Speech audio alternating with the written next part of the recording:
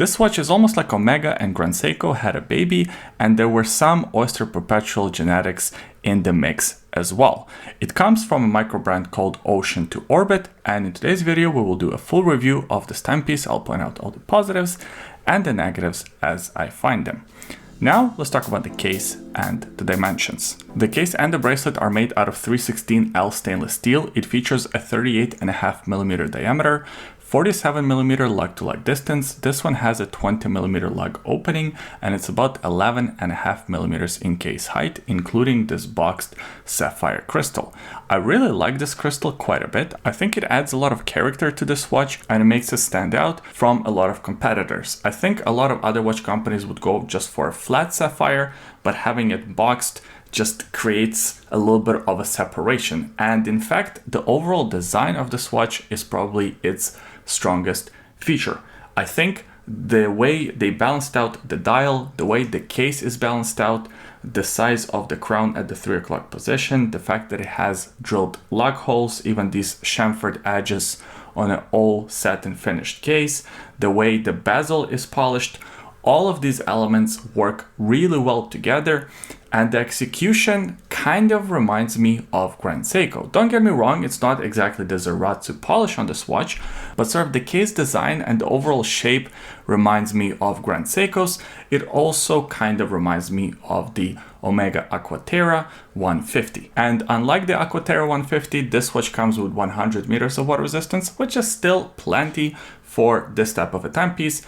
Go anywhere, do anything type of a watch. It comes with a screw down case back with the engraving of Ocean to Orbit's logo in the center, as well as some information about the movement, about the model. You know the drill. After reviewing watches on YouTube for many years and being into watches for a lot longer than that, I figured there are a couple of different ways to execute a case back, a bezel, and the main portion of the case. You could have a case back protruding, you could have the case back sort of flat, or you could have it somewhere in the middle.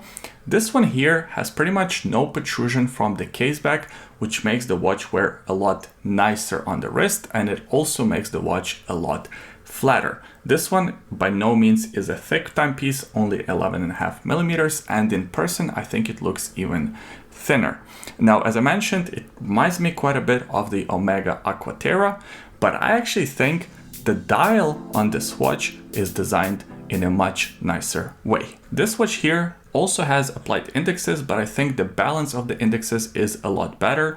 The one at the 3, the 6, and the 9 is sort of the double of the other indexes. And of course you have that triangle at the 12 o'clock position. There's also the open rail track with the numbers outside of it. All of that is very nicely balanced, and you can tell that a lot of thought has been put into the way this watch presents itself. You have Ocean to Orbit and Automatic written closer to the 12 o'clock position, as well as the applied logo. Then by the 6 o'clock position, you have Lhotse, that's the name of this model, as well as the water resistance rating. And all the way at the bottom there, it does say Swiss made, because this watch features a Swiss made movement, which we'll talk about in a couple of minutes. And as much as I have been praising this watch, there are a couple of elements that I'm not a huge fan of. The set of hands in particular, I think they're attractive enough and they kind of fit with this aesthetic that the company is going for, Ocean to Orbit. So the minute's hand kind of looks like a spaceship, and then you also have the seconds hand that has kind of this almost like space motif. But this is an explorer watch, right? This is a watch that's supposed to be your go anywhere, do anything type of a timepiece. And I don't know that it necessarily speaks space to me. I think that was just a little bit too much of overstyling. Just keeping a simple design to the set of hands, in my opinion, would have been preferable, but it is a very small nitpick. In terms of the hardware of the watch, you could have it on a nylon strap, or you could have it on the stainless steel bracelet.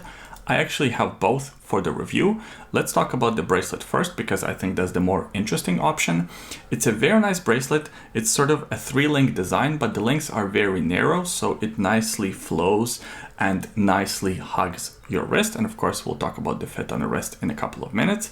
It also features a couple of different clasps. So from my understanding, originally it came out with this sort of manually adjusted clasp with 5 micro adjustments and a couple of pushers for opening and closing the clasp. It is of course an engineered clasp signed with their logo.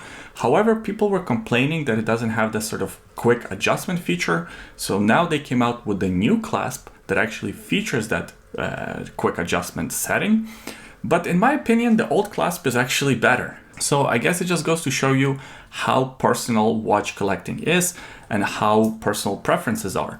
A lot of people disliked this clasp. I actually prefer this clasp, and I'm not a big fan of the other clasp. I think it's just a little bit too large and it doesn't have the same balance like this clasp has. This one also uses screws for resizing, and overall the quality of the bracelet is very nice. Even though the links are smaller, it is not exactly a flimsy bracelet. It is sort of nicely put together. There are no quick release pins on this bracelet, which is actually a good thing in my opinion, because as I mentioned earlier, this watch doesn't feature much of a case back. So if it did have quick release pins, I think they would dig into the wrist. If it had a more protruding case back, then of course having a quick release pins would have been a welcomed addition, but it does have the drilled lock holes, which makes it pretty easy to swap for something else, like for example, this nylon strap. And the nylon strap is of a really good quality as far as NATO straps go. Simple hardware, a tank buckle signed with their logo. And overall, I like how the watch looks and feels on the strap. When you put it on, it instantly looks like this Explorer watch. You want to put it on and go climb Mount Everest or something like that. That's actually the inspiration behind this model. Lhotse refers to, I believe, one of the peaks on the way to Mount Everest. It's something like the 7th highest point on Earth. And actually the prototype of this watch was worn on the wrist of a Sherpa climbing up to this peak to sort of test out the rigidity and test out the durability of this timepiece. So that's a really cool thing and a cool sort of story behind this model. As far as the fit on the wrist goes, I have about a 7¼ inch wrist and I think it fits really well. Some people might think 38.5 millimeters is too small, but I think this one actually pulls it off much better than some of the other watches. Like for example, once again, comparing it to something like a 38 millimeter Aqua Terra, I think this one wears nicer because it has a pretty long lug-to-lug distance, 47 millimeters. So it does wear larger than that 38.5 millimeter diameter would suggest. I think this one wears very close to something like a Rolex Explorer, the 39 millimeter version. I also like how nicely balanced it is on the wrist. As I said, the bracelet is sort of silky smooth, so it hugs your wrist pretty well. And on the NATO strap, it is also a pretty comfortable watch. It's not overly thick, so that NATO strap doesn't add too much to the overall case height. No complaints with the fit on this one. Next, let's talk about the movement. For this one, they chose STP caliber 1-21, the no date version of the movement. It is of course an automatic watch that beats at 4 Hz and it comes with roughly 40 hours of power reserve. Now, as far as this movement goes, I don't know too much about it. I tried to read up some information. Some people are complaining about the reliability long term. But so far I haven't really had any issues with it. From my understanding, it is sort of equivalent to something like a Sellita SW200, so it's in the same class. Overall, I really enjoy this watch. I think the design language and the execution is very strong. As I said, maybe they went a step too far with the over styling. I understand they wanted to bring in sort of their unique branding to this watch. But it is supposed to be sort of a explorer type watch, everyday type of watch, so maybe one too many styling elements. The other thing about this timepiece, it's not exactly cheap. It's around $900 US. It does feature a Swiss-made movement, pretty impressive finishes, and overall this does feel like a really nice watch. But with that being said, at $900, there are quite a few different options you can choose from. So if you like the design of this one, well, now you have one more option. But what do you guys think? Leave your comments in the comment section below. I always enjoy reading them. And if you enjoyed this review so far, please give it a thumbs up. And of course, subscribe to the YouTube channel for more videos like this in the future. Thanks for watching this one, and we'll see you next time. Bye.